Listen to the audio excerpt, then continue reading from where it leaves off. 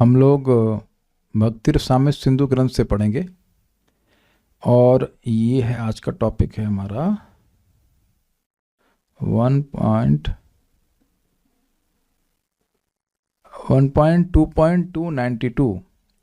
लेकिन कल थोड़े कुछ कन्फ्यूजन बन गए थे, तो इसको पहले यहाँ पे हम लोग क्लियर कर लेते हैं। उस साधना भक्ति क्या है, वैदी भक्ति, वैदी साधना, रागानुगा साधना, इस पर कन्फ्यूजन था, तो उसको पहले जरा निर्णयात्मक रूप से समझ लें, फिर आगे हम लोग बात करेंगे।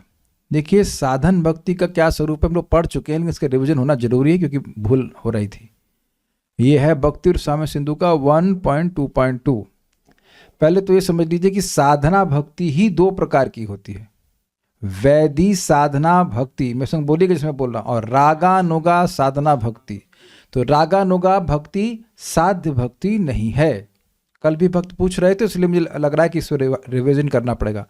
लिख लीजिए अगर कहीं पेन पे लिखना चाहते हैं। साधना भक्ति, उसके दो विभाजन कर लीजिए, वैदी साधना भक्ति और रागानुगा साधना भक्ति। ठीक है, ये क्लियर है।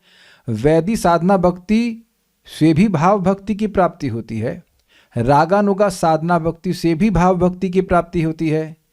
वैकुंठ के पार्षदों का भी तो भगवान के प्रति भाव है और गोलोक के पार्षदों का कृष्ण के प्रति भाव है। अब तो क्लियर हो गया, भगवान के प्रति भाव और कृष्ण के प्रति भाव एकदम स्पष्ट हुआ कि नहीं।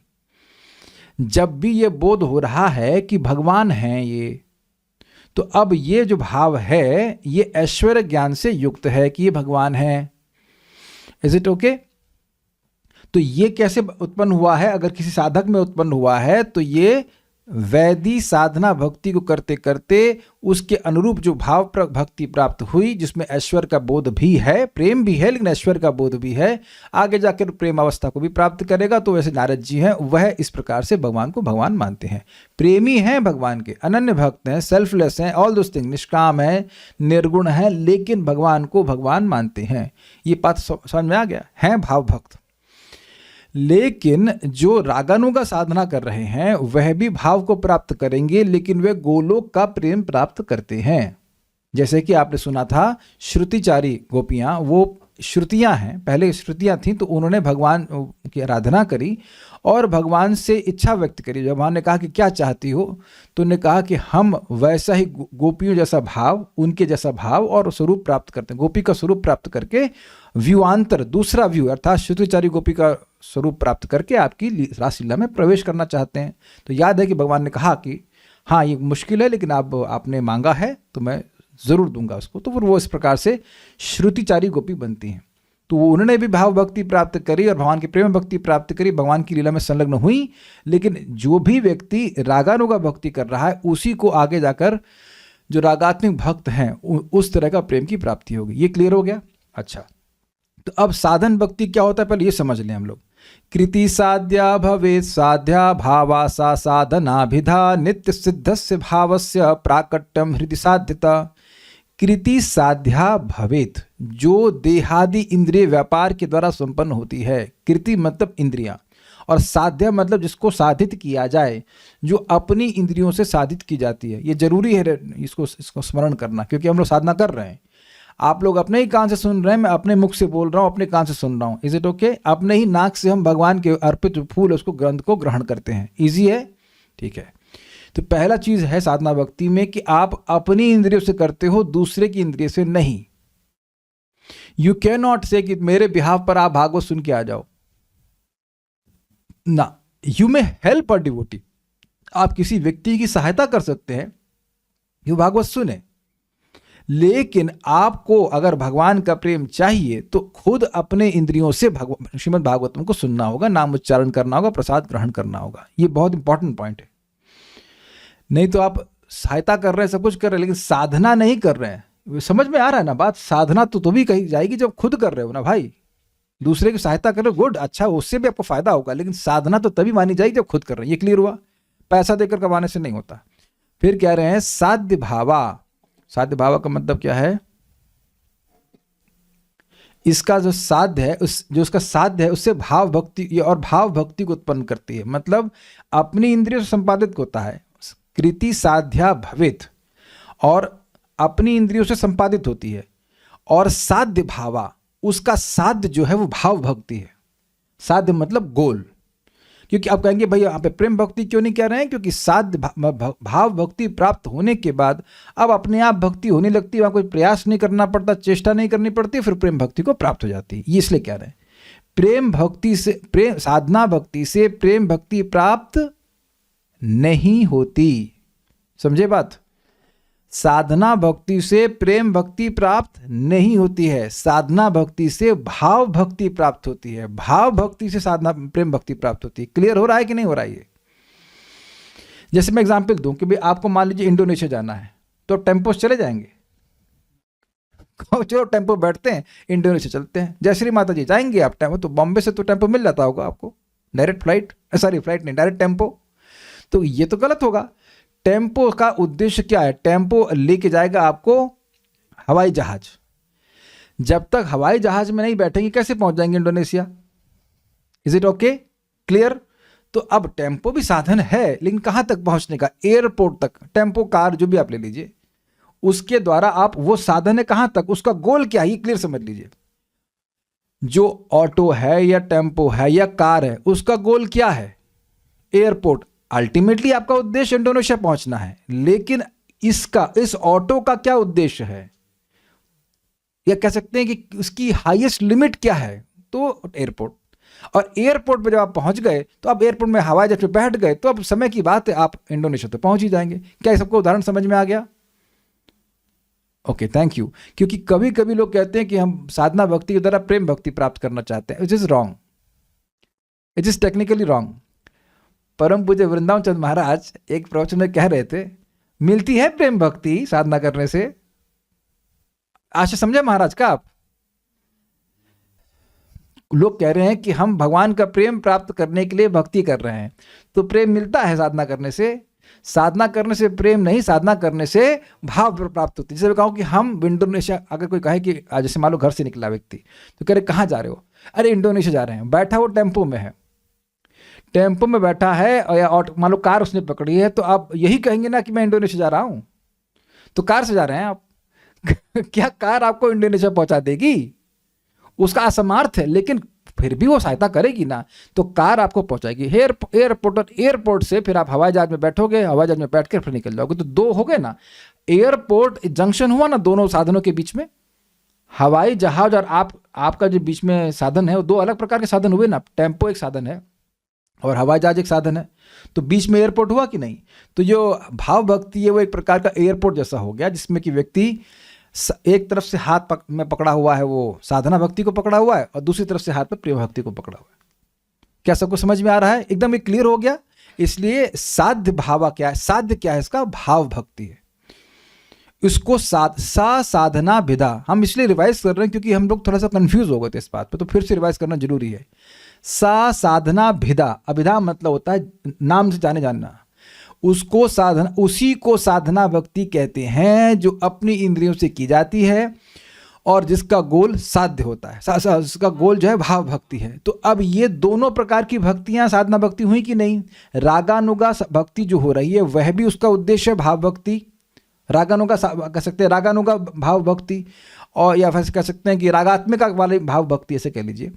और जो व्यक्ति वैदिक साधना कर रहा है, वैदिक साधना भक्ति कर रहा है, विधि विधान का पालन कर रहा है, उसका भी गोल है भाव भक्ति।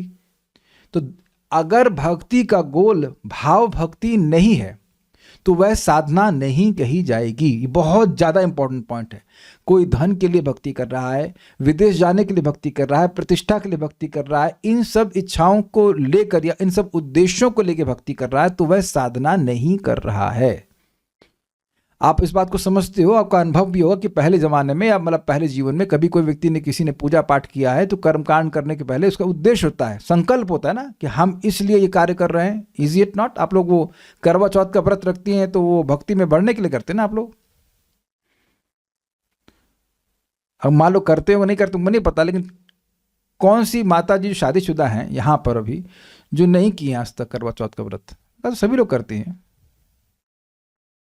नहीं करते आप? अरे करते होंगे, अच्छा छोड़ दिया। हाँ ठीक है, एक माता जी नहीं करते। अब सर हम सरप्राइज करते होंगे, क्या होगा सभी ने। अब अच्छा हाथ ठंडी लग रही इसलिए हाथ नहीं खड़ा कर रहे, ठीक है, वो बटन नहीं दबा रहा हो, ठीक है।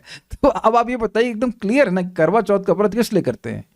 अपने पति की उम्र लंबी हो जाए, कुछ लोग नहीं करते, that's a different thing, but जो लोग किए हैं, मैं इतना बोल रहा हूँ, जो लोग किए हैं, अरे अपनी माँ को देखा हो करते हुए तो क्लियर है ना क्यों कर रही हैं, सुबह से शाम तक पानी काहे नहीं पी रही हैं। अच्छा, ये जो नरसिंह चतुर्दशी का व्रत है वो इसीलिए करते हैं ना कि नरसिंह देव भगवान की उम्र लंबी हो जाए।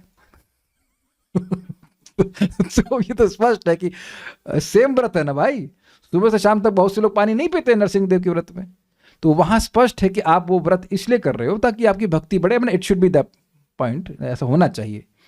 पाप नाश करने के लिए, मोक्ष प्राप्त करने के लिए या और किसी कारण से भी अगर भक्ति की जा रही, बड़ी अच्छी बात है, लेकिन उसको साधना नहीं कहेंगे। तो व्यक्ति को विचार करना होगा कि आप साधना कर रहा है, इट्स नॉट डिफिकल्ट, आपको बस विवेक होना चाहिए कि मैं भक्ति कर रहा हूं भक्ति प्राप्त करने के लिए, भाव भक्ति प्राप्त करने के लिए। ये रिवीजन बहुत जरूरी था।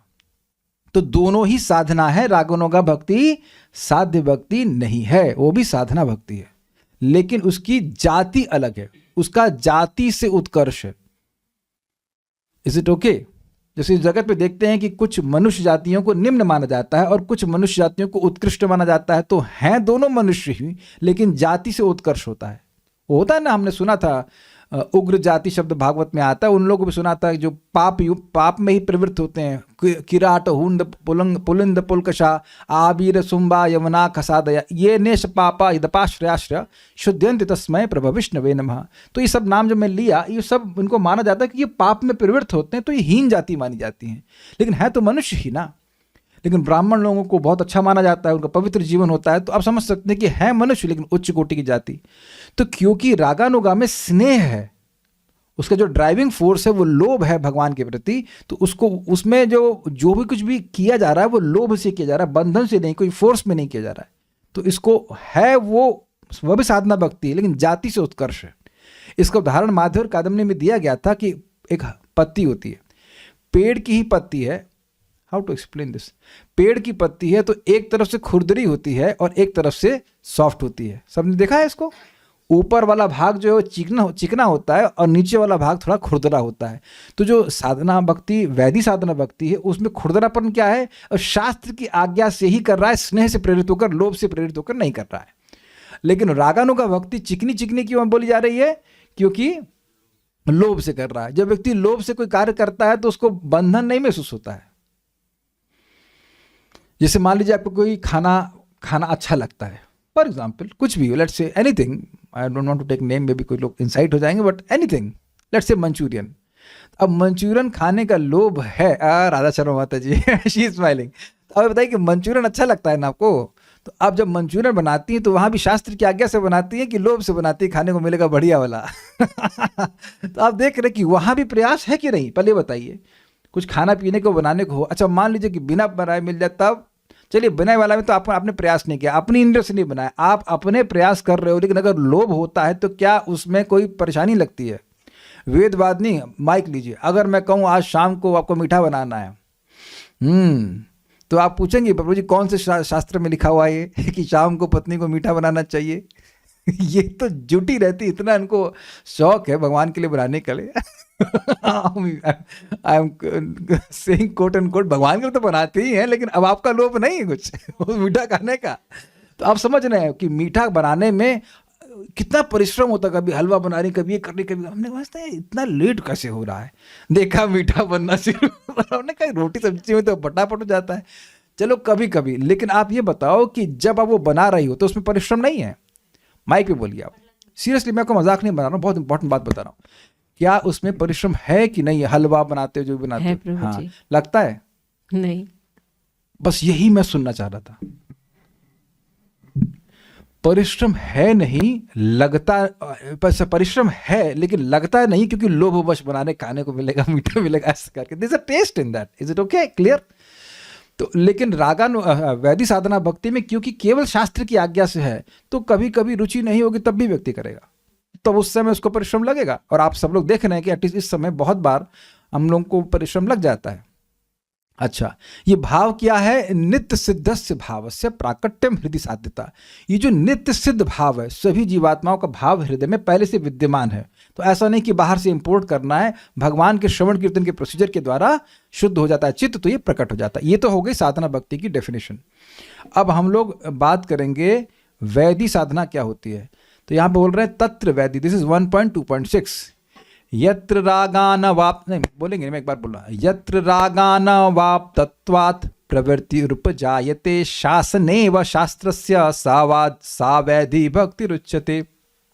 यत्र, जिसमें राग की प्राप्ति नहीं होती है, राग नहीं हो रहा है, राग की प्राप्ति हुए बिना प्रवृत्ति उपजती है। अन्वय देखिए, राग अनवाप्तत्वात्, राग की अप्राप्ति होने के कारण, क्योंकि राग नहीं है, शास्त्रस्य शासने नैव, शास्त्र के शासन से ही यत्र प्रवृत्ति उपजायते, जिस भक्ति में प्रवृत्ति उत्पन्न होती है, सा वैधि भक्ति रुच्यते। समझे बात? भाई राग है नहीं, केवल बोला है शास्त्र ने कि भाई, शास्त्र कह रहा है कि देखो अगर अभय चाहते हो तो तुम भगवान का भजन करो। तो अब उसको भगवान से राग नहीं है, उसको कोई ये नहीं चाह रहा है कि गोलोक के जो पार्षद है वैसा भाव उसके हृदय में जागृत हो जाए ना, लेकिन क्योंकि शास्त्र आज्ञा दे रहा है इसलिए। जैसे आप देखो वेदवाद ने कि मैं आपको कहूं कि अम्ली बना देना, समझो, माइक लीजिए, ऐसा कुछ है जो आपको पसंद हो मुझे ना पसंद हो जी, इनके लिए मुश्किल होगा। लेट्स से, चलिए एक हमारे मित्र थे, उनको बहुत कड़वा बहुत पसंद था, तो अब हमको बोलने के ऐसा करिए करेले की सब्जी बना देना फॉर एग्जाम्पल। तो अब इनको कोई ऐसा लोभ नहीं है करेले की सब्जी बनाने का, लाती भी नहीं कभी ऐसा, ना मेरे को ऐसे लोभ है। लेकिन अब मान लीजिए मैं शास्त्र हूं, मैं बोला करेले की सब्जी बना देना उनके लिए, तो ये मेरी आज्ञा से बना रही है ना कि लोभ से बना रही है जी। करेले की सब्जी बनाने में और अब गाजर का हलवा बनाने में अंतर है कि नहीं? तो सामने वाले को पसंद है तो बना दिया, कुछ समझ रहे हैं, केवल मेरी आज्ञा से, वहां राग की उपलब्धि नहीं है। तो वैदिक भक्ति में राग की प्राप्ति, राग की अपेक्षा ही नहीं है। इसलिए कोई कहे हमको राग नहीं है तो राग से भक्ति करो, that is wrong. You can't preach राग, यू डोंट प्रीच राग, राग का प्रचार नहीं कर सकते आप। Make sense? वो अपने आप जागृत हो जाता है, नहीं तो आप प्रचार नहीं कर सकते। आपको मैंने कब कितनी बार प्रीचिंग किया है, the glories of eating sweets ये कुछ हुआ प्रवचन? जिन लोगों को मीठा अच्छा लगता है, और ना ही वेदवादी ने कभी प्रचार किया कि the glories of eating namkeen to me. Is it all okay? Radha Sharma माता जी, वो लेक्चर आपने देखा, वो द ग्लोरीज ऑफ मंचूरियन या ग्लोरीज ऑफ चाउमीन की कहती, चाउमीन का नाम मत लेगा हमको। सो यू सी, नाम सुनने मात्र से आपके मन में कुछ, अरे वाह वाह कितना टेस्टफुल है। तो अब उसमें मैं क्या कर रहा हूं, मैं तो खाली बोला और आप देखिए मन में आपको आकर्षण होने लगा। सभी लोग खाना अच्छा लगता है, मैं एग्जांपल कुछ लोग का ले रहा हूँ, I hope it's very clear. तो राग नहीं है भाई, केवल शास्त्र की आज्ञा से प्रवृत्ति है। क्या उसको वैदिक साधना भक्ति कहते हैं। अब इसका भी एक और पॉइंट था, ये इसका अधिकारी कहा, ये तो हो गया। अधिकारी कौन है? तो कह रहे यह केनाप्यति भाग्ये ना जात श्रद्धोस्य सेवने नाति सक्तो न वैराग्यम भाग्यस्म अधिकारी सो। वैदिक भक्ति में अधिकारी वो है जिसको किसी भाग्य से, अर्थात यदृच्छा भक्तों की संगत मिल गई। भगवान में कोई राग नहीं है, भक्तों की संगत मिल गई। अब उसको भगवान की भक्ति में श्रद्धा हो गई कि हमें भक्त सही कह रहे हैं, लोग सही कह रहे हैं, भगवान का भजन करना चाहिए, ये जगत अच्छा नहीं है इत्यादि इत्यादि।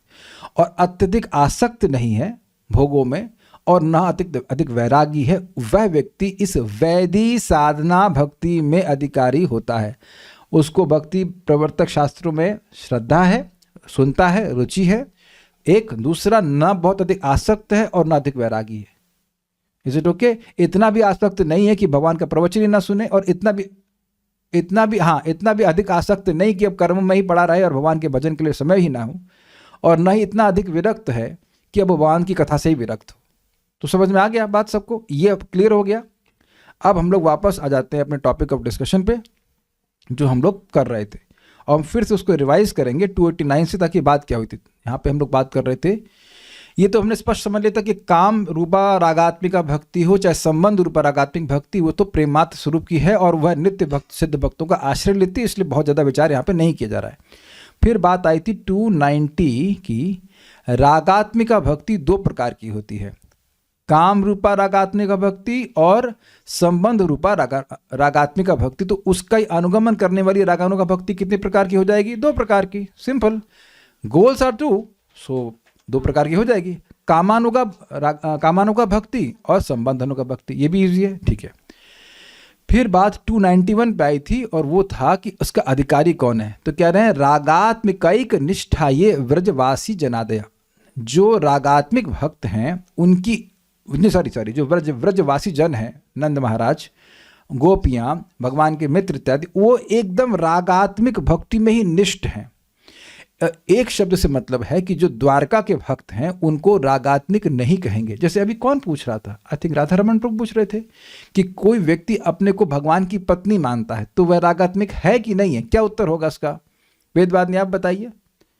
कोई पत्नी, किसी व्यक्ति का भाव या साधना करते करते व्यक्ति का भाव ये आ रहा है कि मैं, नेचुरल भाव आ रहा है कि मैं भगवान की पत्नी हूं, रागानुगा, रागात्मक। क्या? अच्छा मान लीजिए, चलिए, हाँ अभी आपने बोला, देखिए समझ के बोलिए। मैं पूछ रहा हूँ, इन्होंने पूछा कि कोई व्यक्ति साधना कर रहा है तो अब वो सोच रहा है कि उसका भाव होने लग गया कि मैं, मेरे मन में भी भगवान की पत्नी जैसा भाव आए। वो रुक्मिणी बनना नहीं चाहता लेकिन रुक्मिणी जैसा भाव आए, तो वो रागानुगा है कि नहीं? बोलिए, बताइए, सोच के बताइए। गलत तो कोई बातें डांटूंगा तो ना, बोलिए।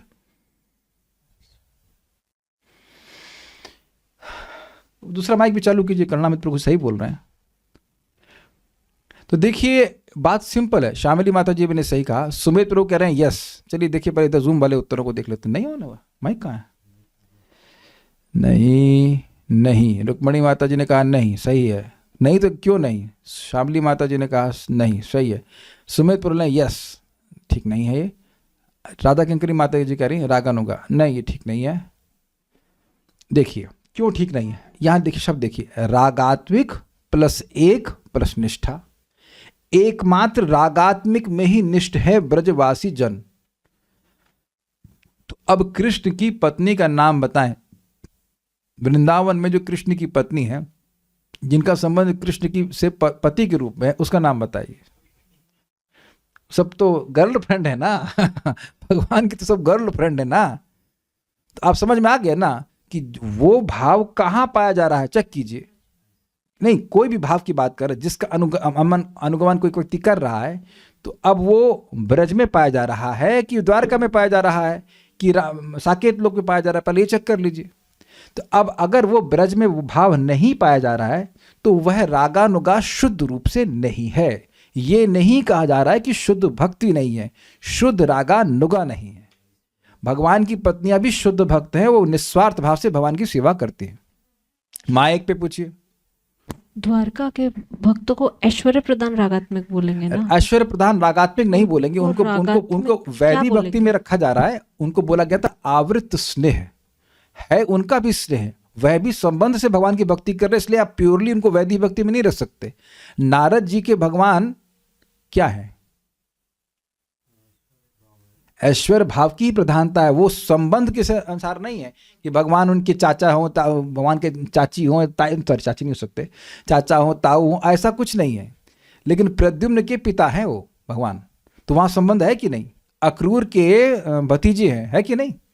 लेकिन अक्रूर जी ये भी जानते हैं कि भगवान है। I hope it is clear. आपने, जिसने भी अक्रूर मनोरथ सुना होगा और ना सुना तो सुन लीजिएगा।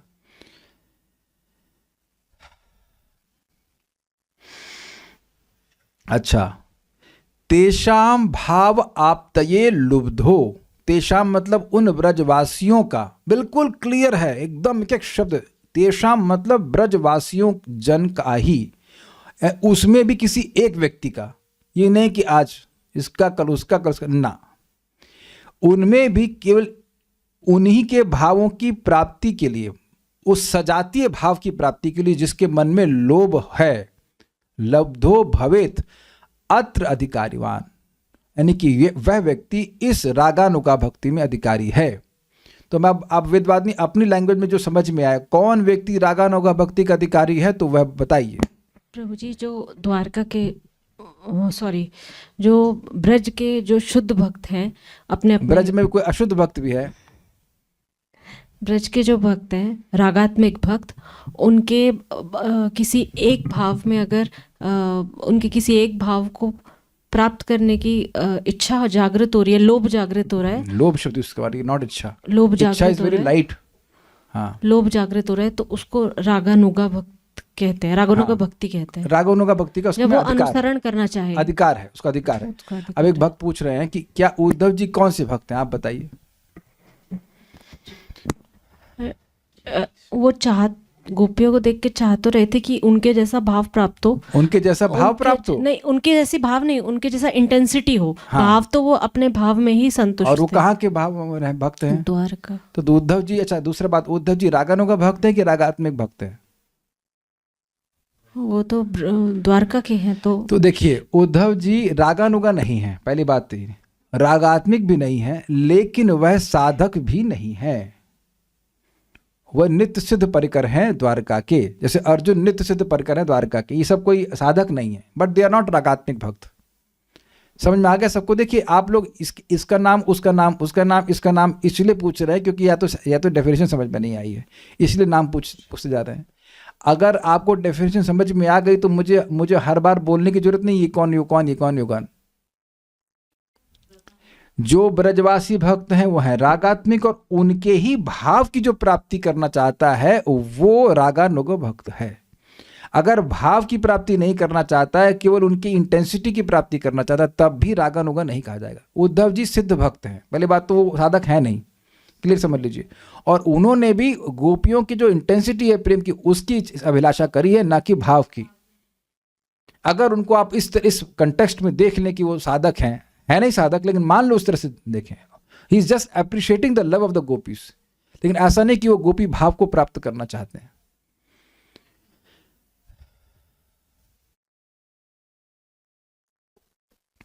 ठीक है, अब एक भक्त ने क्या कहा है जिसको हम एनालिसिस कर लें।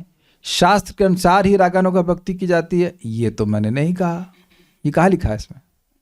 देखिए, अच्छा आपने बोल दिया। हम लोग सख्य भाव की भक्ति में पढ़ रहे थे कि कोई भक्त जो सख्य भाव से भक्ति कर रहा है वो कभी कभी भगवान के मंदिर में जाके सो जाता है। ये अच्छा आपने बोल दिया, मैं इसको एड्रेस करना चाह रहा था। तो मंदिर में जाके सोना चाहिए। तो जो वैधि भक्ति कर रहा है उसके लिए अपराध है ये कि ये भक्ति है? ये अपराध है। क्लियर हो गया? क्योंकि ये शास्त्र नहीं बोल रहा है कि मंदिर में जाके सो जाना चाहिए, मंदिर सोने के लिए नहीं है। Is it okay? लेकिन वहां लिखा हुआ है कि कोई भक्त जिनका भगवान से सखा भाव है, उसका अनुगमन कर रहे हैं, वो ऐसा कर देते हैं। तो ध्यान दीजिएगा कि जो रागानुगा भक्ति कर रहे हैं वो हमेशा शास्त्र को छोड़ेंगे ऐसा कोई जरूरी नहीं है। अब ऐसा नहीं कि वो नाम जब छोड़ देंगे, भागवत पढ़ना छोड़ देंगे, या मंगल आरती नहीं आएंगे, ऐसा नहीं है। लेकिन इन सारे साधनों का वह प्रयोग इसलिए करेंगे ताकि उनका वो लोभ है, हरे कृष्ण मंत्र जपूंगा तो सारी सिद्धि मिलती है, तो वैसा भाव प्राप्त होगा। समझ रहे हैं? रागानुगा का मतलब ये नहीं कि आप शास्त्र छोड़ देंगे, लेकिन जरूरी नहीं है कि हमेशा शास्त्र की अपेक्षा करेंगे। क्या समझ पाए बात?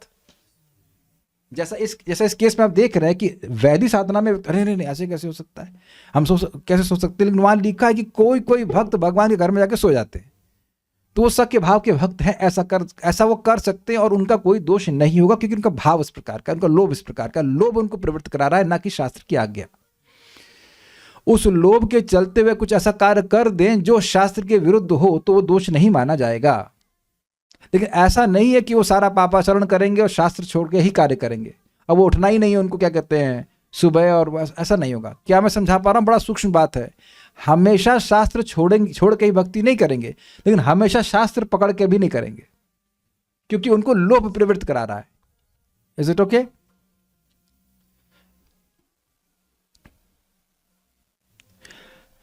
अब आप जो प्रश्न कर रहे हैं बाकी वो अभी रेलेवेंट नहीं है, तो इतना तो बात समझ में आ गया होगा। ठीक है, अब हम लोग बड़ा टाइम है हमारे पास। अब बड़ा मजेदार पॉइंट है ये तो आपने सुना कि अधिकारी कौन है, तो अधिकारी कौन है? जिसके मन में लोभ आ गया। लेकिन अब व्यक्ति यह कैसे जाने कि रागानुगा भक्ति का लक्षण प्रकट हो रहा है? तो इसको यहां पे आप चर्चा हो रही है। तत्तद भाव आदि माधुर्ये श्रुते धीर यद अपेक्षते, तत्तद भावादि माधुर्ये श्रुते धीर यद अपेक्षते, नात्र शास्त्रम न युक्तिम च तल्लोभोत्पत्ति लक्षणम, नात्र शास्त्रम न युक्तिम च तल्लोभोत्पत्तिलक्षणम् तत्तद्भावादिमाधुर्ये श्रुते धीर्यद् अपेक्षते तत्तद्भावादिमाधुर्ये श्रुते धीर्यदपेक्षते नात्र शास्त्रं न युक्तिं च तल्लोभोत्पत्तिलक्षणम् नात्र शास्त्रं न युक्तिं च तल्लोभोत्पत्तिलक्षणम् तत्तद्भावादिमाधुर्ये श्रुते धीर्यदपेक्षते तत्तद्भावादिमाधुर्ये श्रुते धीर्यदपेक्षते नात्र शास्त्रं न युक्तिं च तल्लोभोत्पत्तिलक्षणम् नात्र शास्त्रं न युक्तिं च तल्लोभोत्पत्तिलक्षणम्। ब्रजवासियों के उन भाव आदि माधुर्य को सुनकर, तो कहाँ से सुनेगा ये? अरे क्या बात, टाइम्स ऑफ इंडिया में आता है, आप पढ़ ही नहीं हो? टाइम्स ऑफ इंडिया में नहीं आता? हिंदू में आता होगा, मुस्लिम में तो ना हिंदू में, ना मुस्लिम में, ना सिख में, ना ईसाई में, किसी न्यूज़पेपर में नहीं आता। कब समझ में आ गया ना बात? तो सुन करके, जब वैसे बात हो रही तो सुन करके एकदम क्लियर है कि ये श्रीमद् भागवत आदि जो ग्रंथ हैं और उनके जो अनुगमन करने वाले ग्रंथ हैं, जैसे उज्ज्वल नीलमणि या जो भी, तो वहाँ पर ब्रजवासियों की लीलाओं का वर्णन सुनकर उसको लोभ जागृत हो, कितना भगवान के मित्र को कितना आनंद है भगवान के संग इस लीला करके। अब ध्यान दीजिएगा कि यू कांट फोर्स दिस। सुने और सबको एक बराबर रिएक्शन नहीं होगा। ऐसा तो नहीं है कि आपने दामोदर लीला नहीं सुनी, सबने सुनी हुई ना दामोदर लीला। तो दामोदर लीला सुन के अब किसी भक्त में मन में आ जाए कि काश मेरा भी वात्सल्य भाव हो, तो अब ये रागानुगा का लक्षण आ रहा है। Is it okay? उसके लिए बुद्धि यदि शास्त्र व युक्ति की अपेक्षा नहीं रखती है, अब मतलब शास्त्र नहीं कह रहा है कि तुम्हारा वात्सल्य भाव होना चाहिए, शास्त्र ऐसा नहीं बोलता है, इस तरह से नहीं बोलता शास्त्र कि तुम यहाँ पैदा हुए हो, तुम इस ग्रुप के हो तो इसलिए तुम्हारा गोपी भाव होना चाहिए, ये सब नाटक नहीं, एनफोर्स नहीं कर रहा है शास्त्र, नहीं। और ना युक्ति मतलब लॉजिक। भाई देखिए लॉजिक क्या है, अरे ये जगत दुख का घर है, जगत में सब कुछ अनश्वर है, सॉरी नश्वर है, जगत में सब कुछ नश्वर है, जगत अच्छा नहीं है, मैं देही नहीं हूँ, ऐसे बहुत तरह के युक्ति लॉजिक लगा करके हम लोग वैदिक भक्ति करते हैं। ऐसा नहीं युक्ति छोड़ के भक्ति करते हैं, लेकिन वहां युक्ति की अपेक्षा नहीं रखता। जब लोभ, देखिए एक बात सोचिएगा, जब किसी को लोभ हो जाता है ना किसी चीज के लिए, तो वो लॉजिक नहीं लगाता। मान लो किसी को लोभ हो जाए कि मैं एवरेस्ट पे चढ़ूं, तो वहां क्या लॉजिक काम करेगा कि इसको करने से कोई फायदा नहीं है? एवरेस्ट पे चढ़ने से क्या फायदा होता है बताइए? ये तो मुश्किल प्रश्न हुआ ना, कुछ नहीं होता, ऊपर चढ़े उतर आ गए। फिर भी जिसके मन में लोभ है कि हमारी प्रसिद्धि हो कि हम एवरेस्ट पे चढ़े, तो वो युक्ति की अपेक्षा करता है। जिसको अगेन किसी को मीठा खाने का शौक है, तो वो युक्ति लगाता है कि अरे भाई नहीं खाना चाहिए, शास्त्र कह रहा है, मेडिकल साइंस कह रहा है कि नहीं ये नुकसानदायक है। कोई करता है, अरे हम अपनी बना रहे हैं, हमको बात बढ़ाने वाली चीज़ें नहीं खानी चाहिए, लेकिन नमकीन खाते हैं dry and what is that, dry और दूसरा क्या चीज़ होती है वो बात बढ़ाती है। तो वहाँ युक्ति की अपेक्षा करता हूँ मैं कि ना नहीं खाना चाहिए उसको। अब मैं अपना लॉजिक लगा लेता हूँ, देखो मिलेट का बना हुआ है इसलिए नुकसान नहीं करेगा लेकिन हमको पता है कि नुकसान करेगा, वो अपने मन से वो शास्त्र बना ले रहा है। आप लोग संग ऐसा नहीं होता है, कोई चीज़ खाने वाली पसंद है, और देखना एक और अमेजिंग चीज़ है कि जो चीज़ आपके शरीर के लिए नुकसानदायक है वही पसंद होती है, कि वही ज़्यादा खाते हैं हम लोग, और उसका ऑल्टरनेटिव भी नहीं मिलता। पता नहीं कैसा जगत है। कुछ लोगों को आलू पसंद है क्या कुछ लोगों को आलू जरूर पसंद होगा। तो आलू सबसे सर्व अहिततम है, आपको पता है आयुर्वेद के हिसाब से आलू सर्व अहिततम सब्जी है। अब भले हम निंदा कर रहे हैं, लेकिन इसका मतलब ये नहीं कि मेरे को पसंद नहीं है इट्स नॉट। तो अब आप वहाँ युक्ति तो नहीं लगाते, लॉजिक तो नहीं लगाते हैं। तो लोभ जिस चीज़ का हो जाता है, जहाँ लोभ हुआ वहाँ युक्ति गायब हो जाती है। तो वो युक्ति की अपेक्षा नहीं कर रहा है, शास्त्र के आज्ञा की अपेक्षा नहीं कर रहा है, लेकिन शास्त्र छोड़ के नहीं कर सकता, क्योंकि भगवान की लीलाओं को प्रामाणिक रूप से सुनेगा तब ना ऐसा होगा।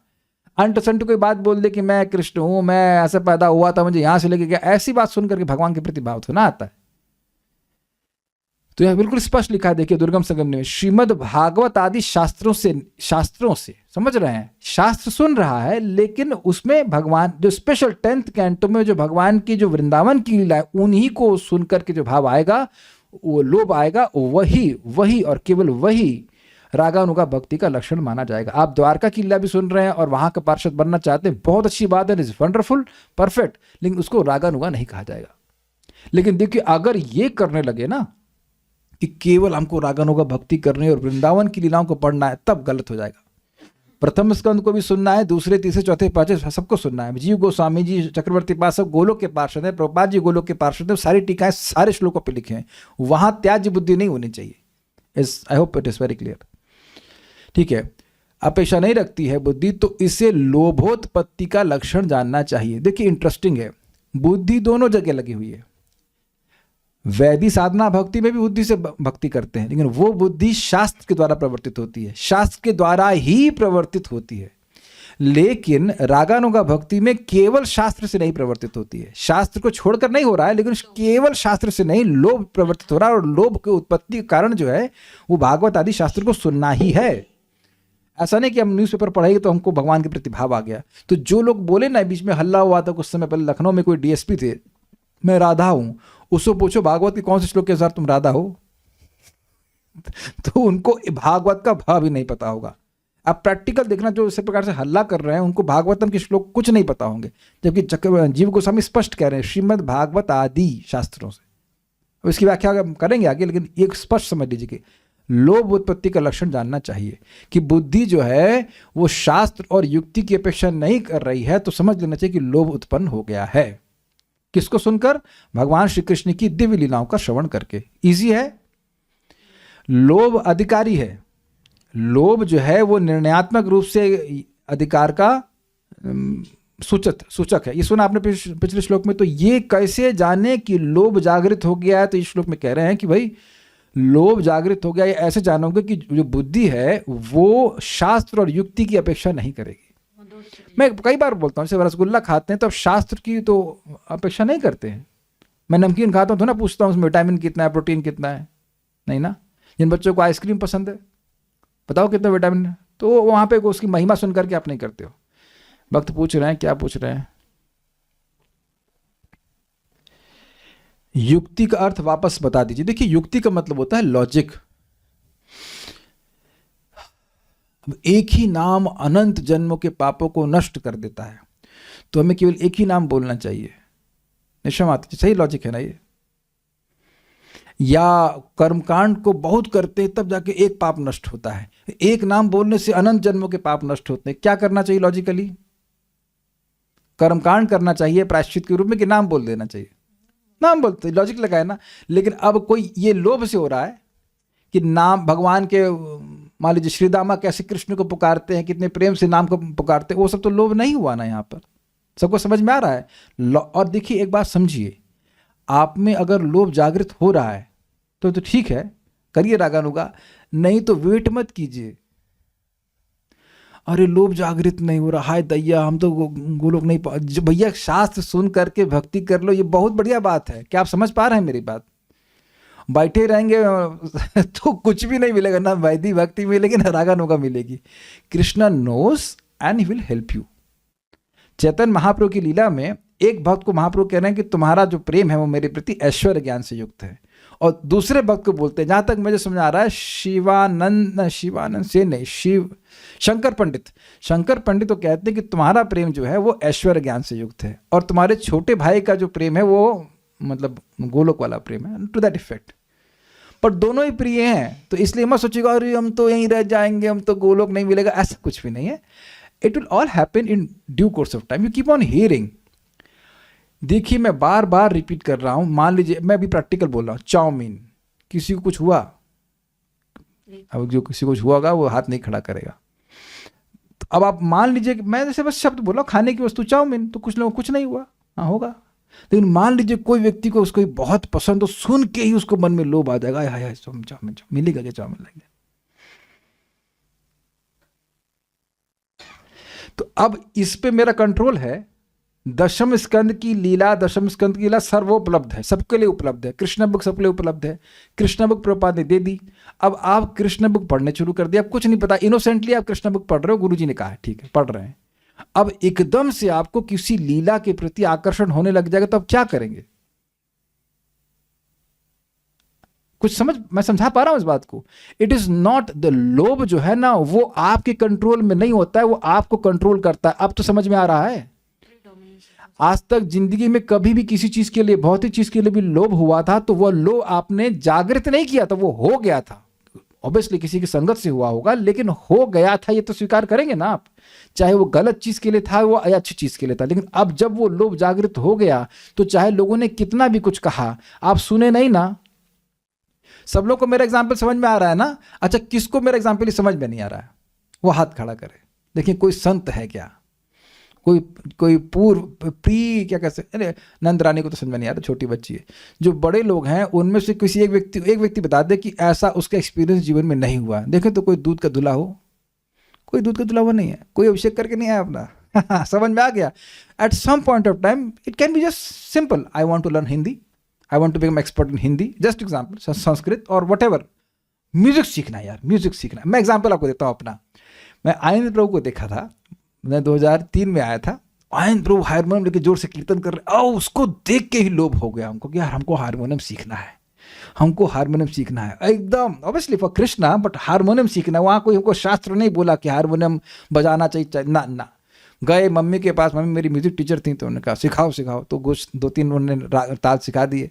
अब सारे लगे पड़े बजाने में। उसके बाद फिर अब दिमाग तो चल रहा था, जब अब फिर कॉलेज खुल गया, अब कैसे सीखेंगे, तो सोच रहे थे। तो अब अद्भुत बात है, मेरा विंगमेट समझते हो आप लोग? जैसे हॉस्टल में बहुत सारे रूम्स होते हैं एक के बाद एक, तो एक जगह वो था, बहुत वो टॉपर था IIT में, शायद 128 रैंक से कुछ आई थी, लेकिन हारमोनियम में बहुत तेज था। तो मैं उसको बताता था कि ये ट्यून मैं गा रहा हूँ, इसको तुम हारमोनियम पे निकालो। हर एक बार भी हरे कृष्ण मंत्र नहीं बोलता था। मैंने कहा शायद कुछ बोल ले, लेकिन वो बस खाली सुन करके तुम, और फिर मैं देख के बजाता था। और मैं केमिस्ट्री में फेल हो गया। Chemistry was damn easy subject, लेकिन मैं कोई युक्ति की अपेक्षा नहीं किया कि भाई थोड़ा हारमोनियम कम बजाना चाहिए, भैया पढ़ाई भी कर लेनी चाहिए, कुछ युक्ति, कोई लॉजिक नहीं, फेल हो गए। फिर उसके बाद हारमोनियम को रख करके फिर दोबारा कोर्स किया। कभी एग्जाम में फेल नहीं हुए आज तक, उसी में फेल हुए बस। वो जब पढ़ेगा नहीं तो क्या होगा। और जब मैं लिख रहा था, हमने कहा छोड़ो यार, अब तो फेल ही होना है, कोई बात नहीं, अब दोबारा रिपीट करेंगे। I can relate with it. क्या आप लोग संग कभी ऐसा हुआ है? इट वॉज गुड कि हारमोनियम सीख गया, कुछ प्रीचिंग में काम आ रहा है, लेकिन आप समझ रहे हैं कि ऐसा लोभ हो जाता है कि नहीं? इट्स नॉट, ऐसा नहीं कि आप गलत चीज़ों का ही लोभ होता है। हारमोनियम सीख लिया हमने।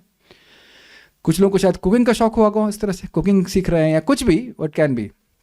तो मैं खाली ये बोलना चाह रहा हूँ, बिल्कुल रिलेट कर पा रहा हूँ कि लोभ जब हो जाता है तो लोभ कंट्रोल करता है। आप किसी के कंट्रोल में नहीं रहते हो, केवल लोभ के कंट्रोल में रहते हो। वेदवाद नहीं, एस्ट्रोलॉजी सीखने का लोभ हुआ था एक पॉइंट पे कि नहीं? तो आप रुकी थी किसी के लिए कि पापा बोलते, मम्मी बोलते, कोई रुकी? आप में से कभी किसी को, चलिए अब हम दूसरा वोट ले लेते हैं, कभी किसी को इस प्रकार का कोई लोभ हुआ है कि आप किसी की नहीं सुने और जो करना था वो कर दिए? डोंट हैव टू मेंशन कि क्या था। 1-2 लोग हैं यहाँ पे, वेरी गुड। सो अब क्लियर हो गया।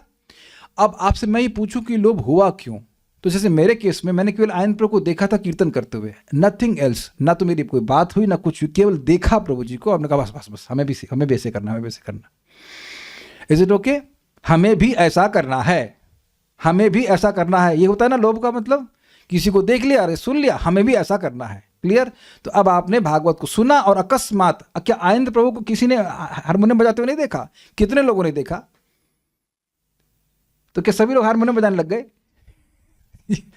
माधव प्रभु को तो, उन्हीं के चेले हैं माधव प्रभु, तो माधव प्रभु मतलब कितने लोग जानते हैं ना माधव प्रभु को हारमोनियम बजाते हुए देखते हैं? तो पूजा माता जी आप जानती हैं माधव प्रभु कौन है? कीर्तन जानती नहीं, आप सर्च करना। वरुण प्रभु आप जानते हैं माधव प्रभु कौन है? तो आप काहे नहीं हारमोनियम बजाते हो? तो आप समझ गए कि आपने भी देखा, तो आपके मन में तो इच्छा नहीं आ रही है। तो यानी कि सब लोग सुन रहे हैं कीर्तन को, लेकिन सभी की हारमोनियम बजाने की इच्छा नहीं आती। ये appreciate also, but it's not that कि आपको भी उसी प्रकार का होने की इच्छा हो जाए। क्या समझ में आया? तो 10th कैंटो की लीलाओं को सब लोग को सुने, कोई प्रॉब्लम नहीं है, लेकिन उस पर आपका कंट्रोल नहीं है। भगवत इच्छा से, भगवान की कृपा से जिसके हृदय में लोभ जागृत हो जाएगा, फिर वो उसको उसमें और प्रवृत्त होगा, उसको और इस प्रकार की साधना करेगा कि उसको ऐसा भाव जागृत हो जाए। क्या मैं समझा पाया कुछ? भगवान के लिए ही एक तरह से वो लोभ था रोज। वो सब ठीक है, वो अलग बात है, लेकिन हारमोनियम तो बजाना था ना। फेल तो हम भगवान के लिए नहीं हुए थे, हारमोनियम बजाने के लिए हुए थे ना। अच्छे से याद है? ठीक है, इतना बड़ा फोटो मत भेजिए भाई, यहाँ पे डिस्टर्ब मत करिए, ठीक है? ओके, अन्वय। तत् भाव आदि माधुर्ये, उस भाव आदि के माधुर्य में, उस भाव का मतलब ब्रजवासियों के उन भाव आदि माधुर्य को, उनको मैंने का मतलब क्या हुआ? ऐसा नहीं कि सबको गोपी भाव क्लब ज्वाइन करना है, चलो भाई आज से सबको गोपी बनना है, ये सब नौटंकी नहीं होगी। ये बिल्कुल पूरी तरह से इंडिविजुअल है, सबका भाव फिक्स्ड है, उसके अनुसार वो कुछ लीलाओं को सुनेगा, उसका आकर्षण होने लग जाएगा। It is nothing to do कि वेदवादिनी का क्या भाव है और मेरा क्या भाव है, समझ रहे हैं? It is nothing to do with that, it is absolutely individual. जैसे वेदवादिनी को मीठा अच्छा लगता है, मुझको नमकीन अच्छा लगता है, we are giving information every day, but you are, इससे क्या मतलब आपको, you are different, is it not? You are different, I am different. आप लोगों को बहुत सारी चीज़ें पसंद होगी जो मुझे नहीं पसंद है खाने में, फॉर एग्जाम्पल। तो we are just different individuals. सबको समझ में आएगी बात? इसलिए कभी भी कोई आपको बोले ना कि मैं आपको गोपी भाव दे दूंगा, तो समझ लेना कि चीटिंग कर रहा है आपके साथ। मैं ये भाव दे दूंगा, मैं वो भाव दे दूंगा, it is not an enforcement. Prabhupada समझाते हैं साइंस ऑफ सेल्फ रियलाइजेशन में, प्रसिद्ध लेक्चर है प्रभुपाद का हरिनाम के ऊपर। तो प्रभुपाद वहां स्पष्ट कहते हैं, it is not a artificial imposition on the mind. समझ रहे हैं बात? कि मैं, जैसे हम लोग अभी मान के बैठे हुए हैं कि हम शरीर हैं, या हम लोग पुरुष हैं, हम स्त्री हैं, ये एक आर्टिफिशियल इम्पोजिशन है, ये हम नहीं है। लेकिन कृष्ण भावना, ये जो भावना है, भगवान के प्रति भाव है, ये आर्टिफिशियल इम्पोजिशन नहीं है। क्लियर हो गया सबको? ठीक है। तो उन माधुर्य के, और सुदामा कितना प्रेम से भगवान के संग लीला। देखो, उसने, कृष्ण ने मुंह खोला और उसने कहा कि नहीं, हाँ, उसने लीला सुनी कि वो भगवान का पार्षद बैठे हुए हैं सब, और एक ने कहा कि ये इतना, कृष्ण मुंह खोलो, तुम्हारी माँ, मेरी माँ ने बहुत अच्छी वस्तु ला के दी है, मैं तुम्हें खिलाऊंगा। तो कृष्ण मुंह भी खोलते हैं और उनके मुंह में फूल डाल देता है। अब उसको है तो मधुर लीला, सभी लोग सुनेंगे, अच्छा लगेगा, लेकिन अब जो इस भाव से का अनुगमन करेंगे, वो उनका मन उसी में रचा पचा रहेगा, उसी में जाएगा। जैसे मैं फिर एग्जाम्पल दूं कि हारमोनियम तो एक इंस्ट्रूमेंट है, और अब गिटार के प्रति हमारी कोई रुचि नहीं होती, तो वो भी तो एक म्यूजिकल इंस्ट्रूमेंट है, लेकिन जिन लोगों को उसमें रुचि होगी तो उसमें प्रवृत्त हो जाएंगे। I hope it is somewhat clear. Musical instrument में सब अलग अलग प्रकार के मतलब रस होता है, लेकिन जिसको जिसमें रुचि मिलेगी वो उसमें प्रवेश करेगा। तो ये बात है। Is it okay? ठीक है। अब एक बड़ी इंपॉर्टेंट बात है, श्रुते मतलब सुनकर। रागानुगा भक्ति में सुनना सबसे इंपॉर्टेंट है, क्योंकि प्राइमरली सुनने के द्वारा इस प्रकार का लोभ जागृत होता है। इसी बात को रूप गोस्वामी जी कहे थे कि जब अविद्या से व्यक्ति ग्रसित रहता है तो सुनने में उसकी उतनी रुचि नहीं होती है, लेकिन बार बार सुनता रहता तो टेस्ट जागृत होगा, natural taste. Natural taste means you will have taste for those past times naturally, not artificially. You are not imagining, taste is not imagined. और नहीं तो आप माता जी लोग ऐसा करिएगा कि आज ना दाल में नमक मत डालना, और पति को बोलना इमेजिन करो, भावना करो कि इसमें नमक है, उसके बाद क्या मिलेगा आप जानते ही हैं। Is it not?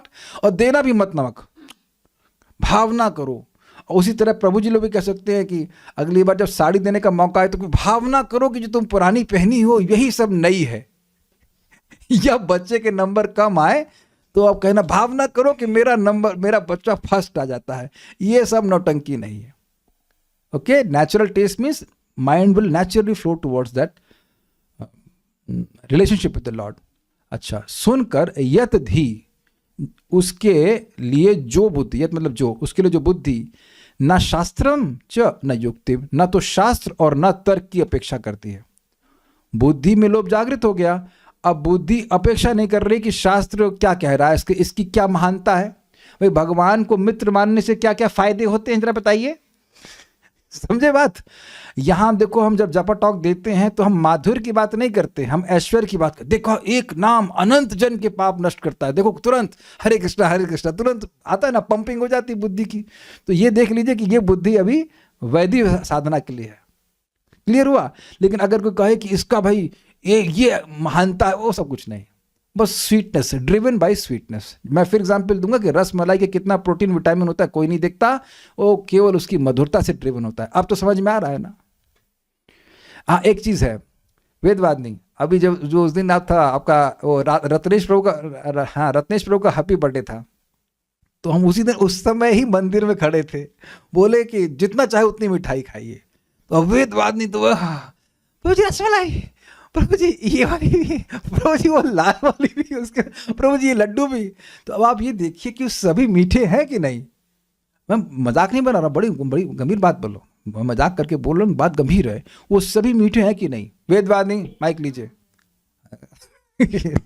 हम उनको कभी नहीं रोकते, मैंने कहा जितना चाहो उतना खाओ।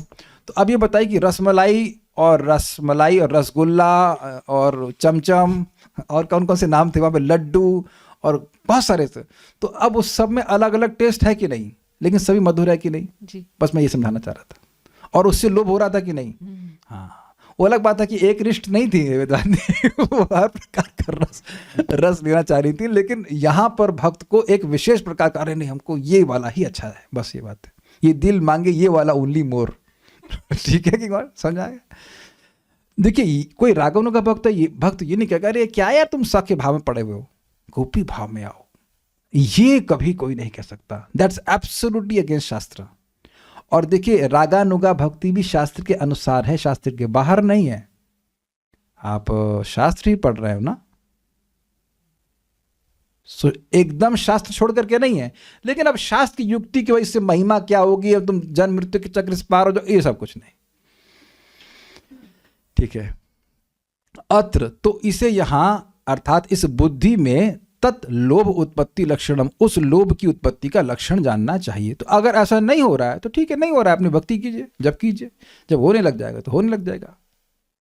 दुर्गम संगमनी श्रीमद् भागवत आदि, भागवत आदि मतलब श्रीमद् भागवत और उसके अनुगत में जो जो शास्त्र हैं, रूप से ये भक्ति साम्य सिंधु कहाँ से, भागवतम का अनुगमन कर रहा है कि नहीं? आपने कितनी बार देखा कि भागवतम के कई श्लोकों को कोट किया गया है कि नहीं? तो भागवतम के अनुगमन में जो भी शास्त्र हैं, माधुर्य कादम्बनी, यस वेरी गुड, और भी बहुत सारे शास्त्र हैं, जो लीलमणि है, चैतन्य चरितामृत है, सभी श्रीमद् भागवत आदि शास्त्रों से नित्य सिद्ध ब्रजवासियों के श्री कृष्ण विषयक भाव रूप गुण लीला आदि के माधुर्य को सुनकर के कितना मधुर है, उन माधुर्य का यथ किंचित अनुभव होने से, means you will also experience some sweetness, not full sweetness. भाई फुल स्वीटनेस तो रागात्मिक भक्तों को होगी, अब किसी वजह से आपको उसकी स्वीटनेस महसूस होने लगे। देखिए ऐसा नहीं है कि ऐसा नहीं होता, आप दशम स्कंद की लीलाओं को पढ़ेंगे तो कहीं कहीं कुछ अच्छा लगने लगता है, कितना सुंदर है भगवान, जैसे वो कितना सुंदर है ना, जब भगवान, आपने देखा होगा फोटो, कृष्ण है छोटे से और नंद बाबा उनको बोलते हैं कि जाओ हमारी खड़ाऊ लेके आओ, वो छोटे से कृष्ण ऐसे सर पर खड़ाऊ लेकर के जा रहे हैं। Have you seen that? I think everyone has seen, it's so sweet. At least अपने लेवल पे कुछ स्वीटनेस है कि नहीं? कृष्ण कितने प्यारे हैं, how cute Krishna is, like that. और तो ऐसे ही अब जब अन्य अन्य लीलाएं सुनते हैं भक्तों से, वात्सल्य रस की या सख्य रस की भी, हम लोग तो सभी लीलाएं सुनते हैं, तो अब वो सब लीलाओं को सुन करके कुछ तो मधुरता का अनुभव होता है ना, तो अब वो मधुरता का अनुभव लोभ जागृत कर सकता है। इसे कहने उन माधुर्य का यद किंचित अनुभव होने से शास्त्रीय विधि वाक्य की अपेक्षा नहीं रहती। मतलब शास्त्र कह रहा है कि इसको सुनने से ये लाभ होता है, तो ये सब कुछ नहीं, लाभ आपके चक्कर में नहीं, मधुरता उसको प्रेरित कर रही है।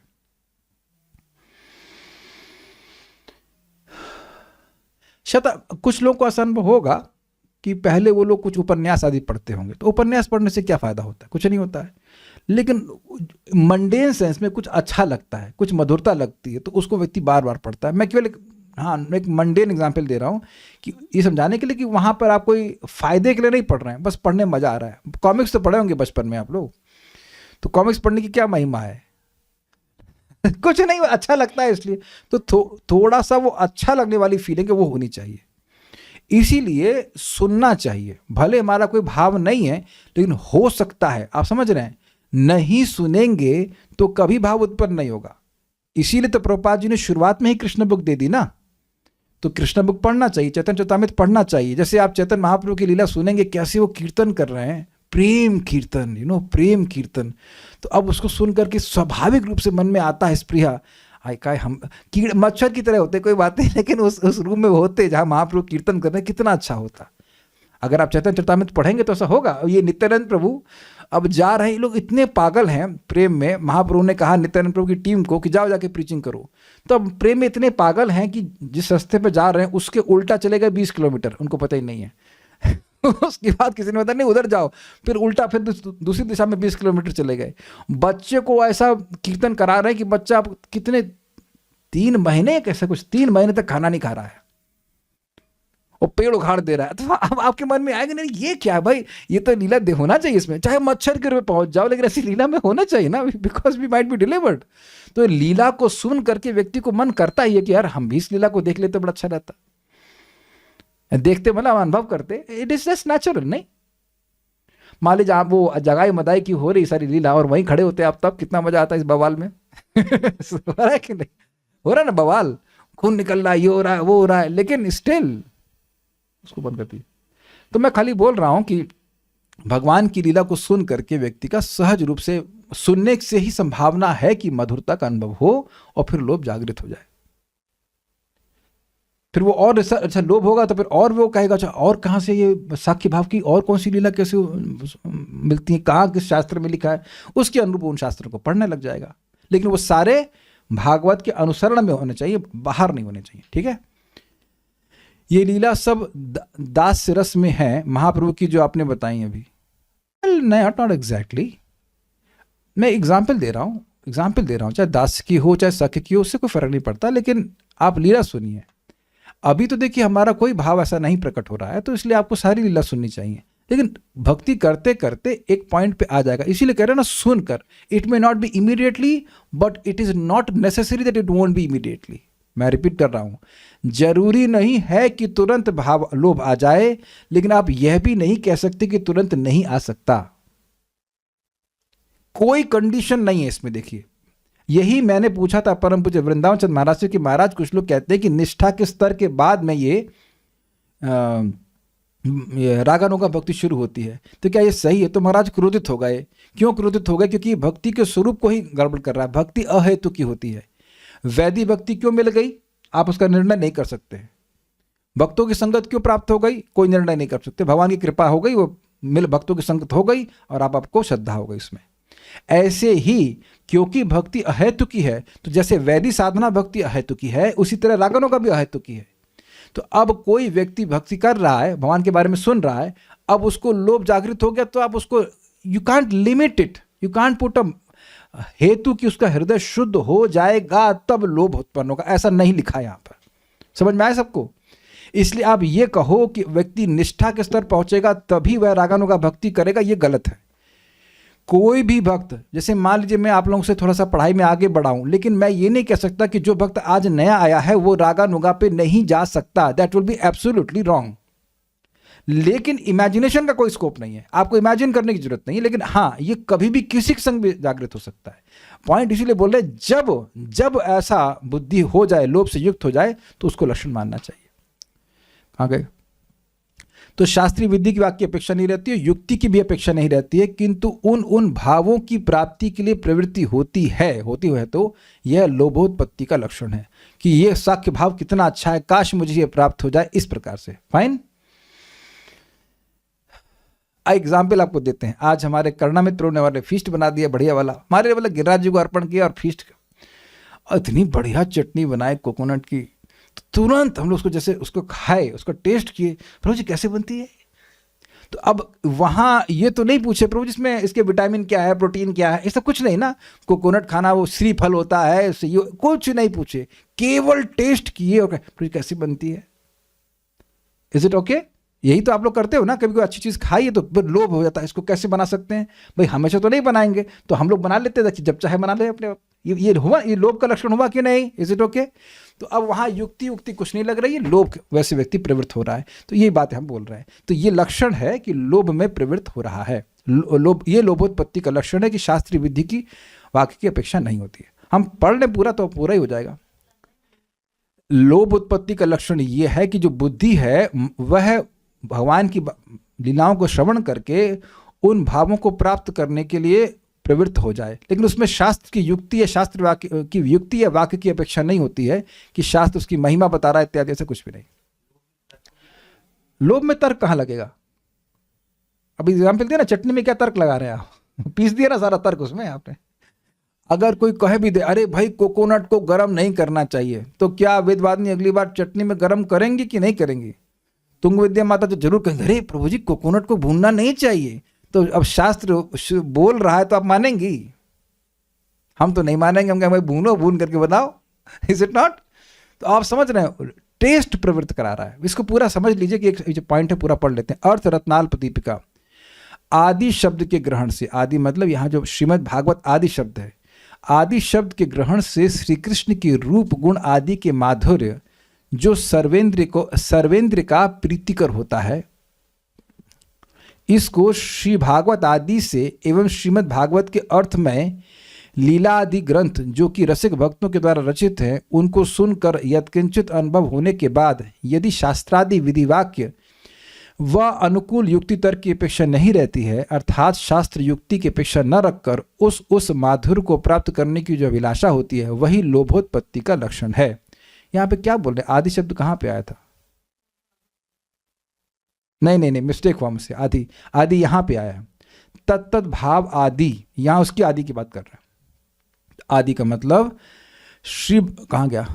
आदि शब्द के ग्रहण से श्री कृष्ण के रूप गुण आदि के माधुर्य, ये बात बोल रहे हैं, जो सर्वेंद्र का प्रीतिकर होता है, सभी इंद्रियों को अच्छा लगने वाला था, उसको श्रीमद् भागवत आदि से। गलती हो गई थी, आदि का फिर समझ लीजिए। आदि मतलब यहां बोल रहे हैं भगवान तत्त भाव आदि माधुर्य, मतलब जिस प्रकार से गोपियां भगवान के रूप गुण रस आदि का आस्वादन कर रही हैं, वो अलग तरह से कर रही हैं कि नहीं कर रही हैं?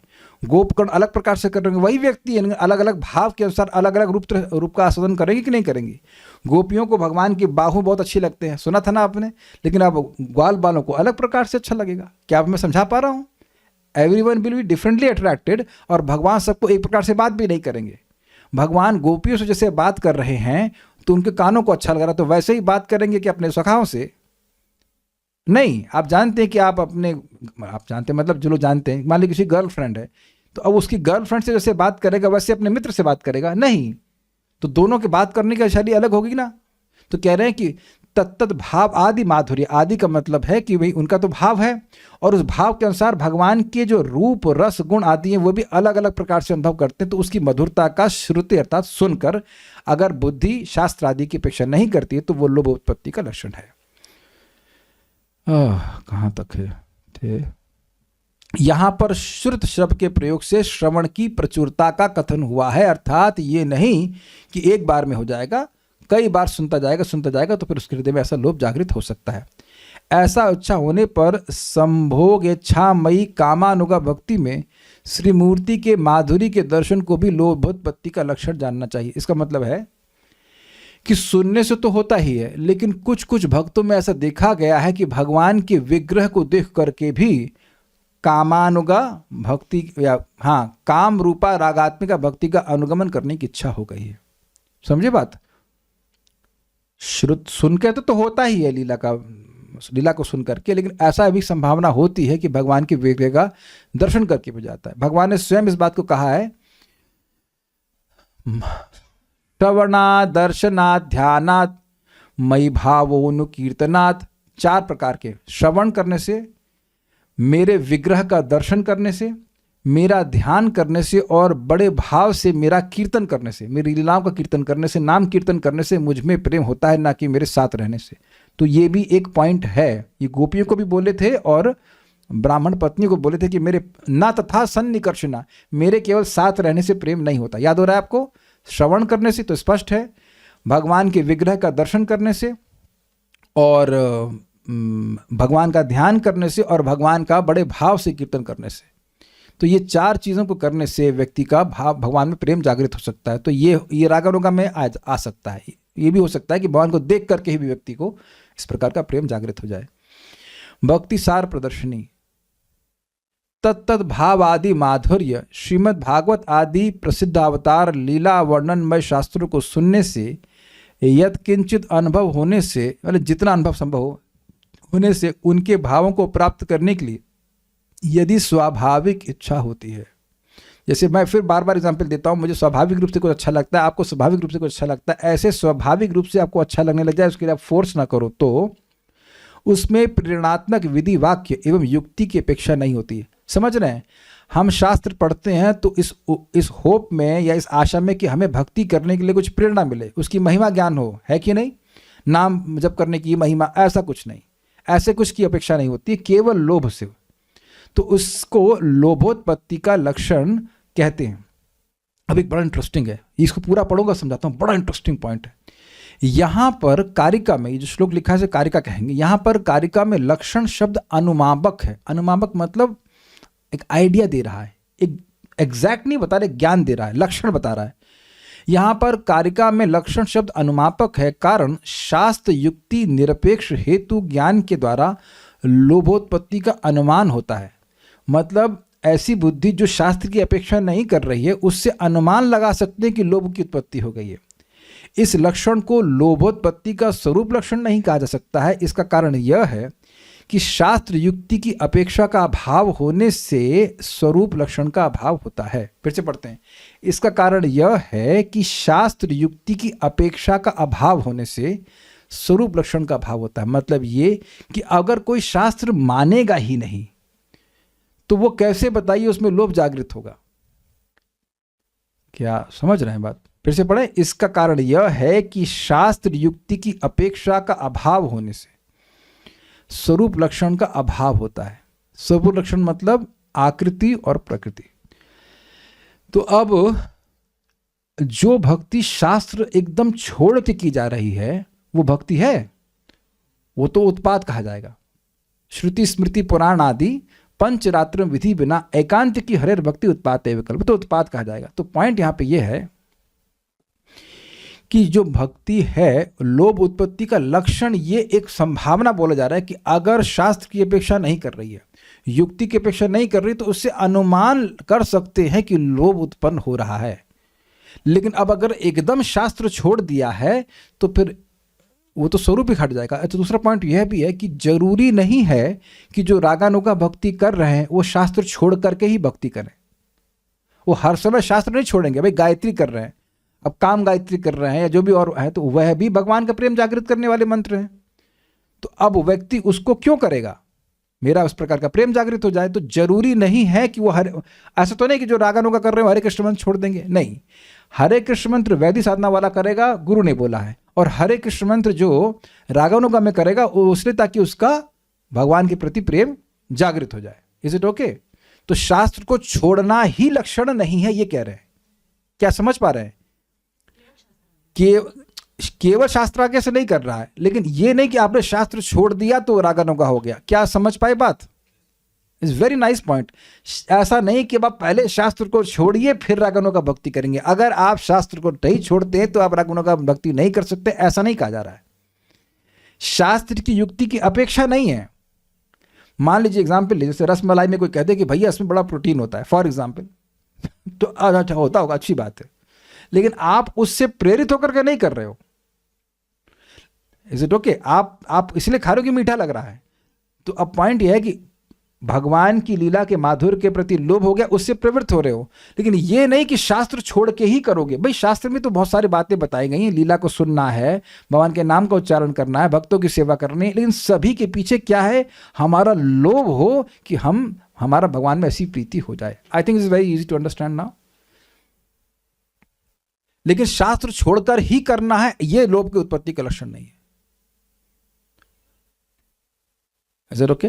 बुद्धि में लोभ आ जाए, उससे व्यक्ति प्रवृत्त हो, शास्त्र की अपेक्षा नहीं करे कि शास्त्र बोलेगा तभी मैं ऐसा भाव जागृत करूंगा, तो वो तो है, लेकिन इसे अनुमान ही किया जा सकता है। लेकिन ऐसा नहीं कि आप शास्त्र छोड़ करके ही आपको रागानुगा भक्ति करनी है। I hope it should be very very clear. शास्त्र की आज्ञा से कर रहे हैं, लेकिन केवल शास्त्र की आज्ञा से नहीं कर रहे हैं। ठीक है, आगे वक्त हम सुनेंगे बाद में। ये जी नोट भी है कुछ, मुझे लगा हो गया नोट। शास्त्र के आधार पर ही किसी वस्तु के स्वरूप का निर्णय हो सकता है, और यह भी आवश्यक नहीं है लोभ की उत्पत्ति शास्त्र युक्ति की अपेक्षा नहीं करके ही हो। ये दोनों बात समझा ली मैं ना, ये तो समझा रहा था आपको नोट में कि भाई रागानुगा भक्ति शास्त्र के अनुसार है ना, उसका डेफिनेशन शास्त्र के अनुसार है। अब आप शास्त्र ही छोड़ दोगे तो फिर रागानुगा भक्ति है ही, ये कैसे कहोगे? उसका स्वरूप का लक्षण तो शास्त्र के अनुसार हो रहा है ना। तो जो व्यक्ति कह रहा है कि मैं रागानुगा भक्ति कर रहा हूं, तो उसको इतना तो मालूम होना चाहिए कि इसमें मैं कर रहा हूं कि नहीं कर रहा हूं शास्त्र के अनुसार। शास्त्र विरुद्ध आचरण नहीं करना है कि जैसे कुछ लोग कहते हैं कि भाई तुमको गोपियों का भाव समझ, ध्यान दीजिएगा, कुछ में गोपियों का प्रेम चाहिए तो अवैध संबंध स्थापित करना पड़ेगा, ये कुछ लोग बोलते हैं। नहीं तो तुम कैसे समझोगे वो परकीय भाव क्या है? तो अब ये शास्त्र छोड़ना हुआ कि नहीं? कहीं शास्त्र में ऐसा लिखा है कि ऐसा करने के द्वारा आपको गोपियों का प्रेम प्राप्त होता है? ना, ऐसा नहीं लिखा हुआ है। ना ही श्रुतियों को प्राप्त हुआ, ना कि दंडकारण्य के ऋषियों को प्राप्त हुआ। किसी को, जिसको भी गोपियों का भाव प्राप्त हुआ, ऐसा गलत आचरण करके नहीं हुआ है। Is it okay? तो कोई कहे नहीं हम तो रागानों का भक्ति कर रहे हैं, हमें शास्त्र की कोई अपेक्षा नहीं है, ना, ऐसा नहीं चलेगा। शास्त्र की वो सहायता जरूर लेगा जो उसकी भाव को प्राप्त कराने में सहायता करे। सिंपल सी बात है। जैसे हमें किसी चीज को लोभ हो जाएगा, मैंने एग्जाम्पल दिया, तो उन चीजों की सहायता मैं जरूर लूंगा जो मेरी जिस चीज के लिए मुझे लोभ है उसको प्राप्त करने में सहायता करे। तो शास्त्र की आज्ञा को एकदम छोड़ करके नहीं है, लेकिन शास्त्र महिमा ज्ञान बताएगा, युक्ति देगा, लॉजिक देगा, उससे भक्ति नहीं कर रहा है।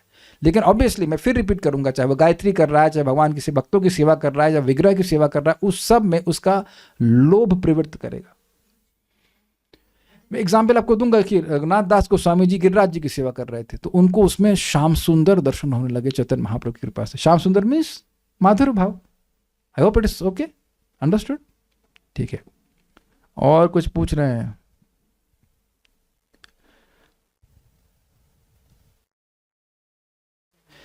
कह रहे हैं वस्त्र हरण लीला में तो कृष्ण गोपियों को पत्नी के रूप में स्वीकार करते हैं, गोपियां व्रत भी कर रही थी पति के रूप में पाने के लिए। ओके, तो मिल गए पति के रूप में। एक बात आप लोग को पता है, वो पीली पोखर वाली लीला किसी को पता है? वहां पे व्यवस्था हो रही थी राधा रानी की शादी की कृष्ण से, आपको पता है ये पास्ट टाइम। लेकिन योग माया ने वो सिस्टम चेंज कर दिया, भाई कहीं शादी करा देंगे तो फिर परकीय रस का सदन हो ही नहीं पाएगा, इसलिए वो रोक दिया गया। वो कुछ आगे व्यवस्था हुई, उसको रोक दिया गया। तो ये गोपियां भगवान की विवाहिता पत्नी है क्या? इच्छा कर रही है एक अलग बात है, लेकिन पत्नी तो नहीं बने ना। मतलब तो भगवान ने इस प्रकार से रासलीला आदि करी, जो उनकी पत्नी की इच्छा थी वो वस्त्रहरण लीला में पूरी कर दी, लेकिन पत्नी के रूप में फॉर्मली तो नहीं स्वीकार किया ना। समझ रहे हैं ना बात? ये तो पता होगा आपको। और कुछ? सबका भाव फिक्स्ड है, फिर श्यामानंद पंडित जो हृदय चेतन के डिसाइपल हैं, उनका भाव कैसे सख्य से माधुर्य हो गया?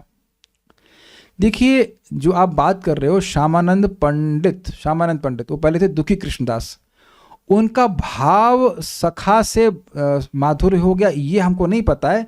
वो उनके गुरुजी का भाव जो है, वो क्या नाम उनका, गौरीदास पंडित हैं?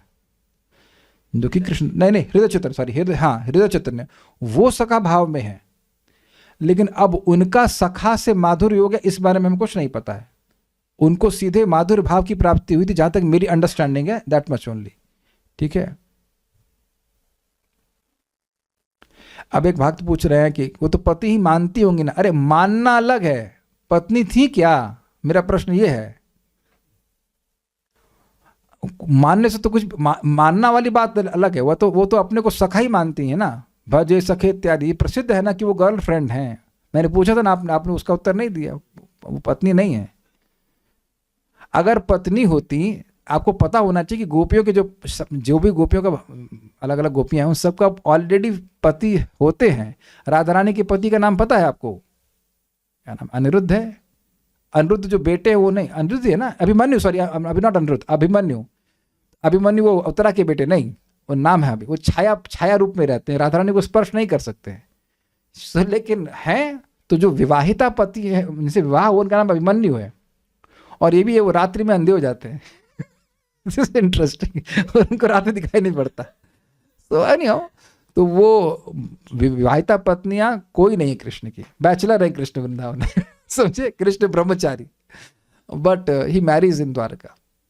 ओके, आगे आएगा, आगे भी तो क्लास में आना है, सुनिएगा, धीरे धीरे सब समझ में आ जाएगा। हरे कृष्णा।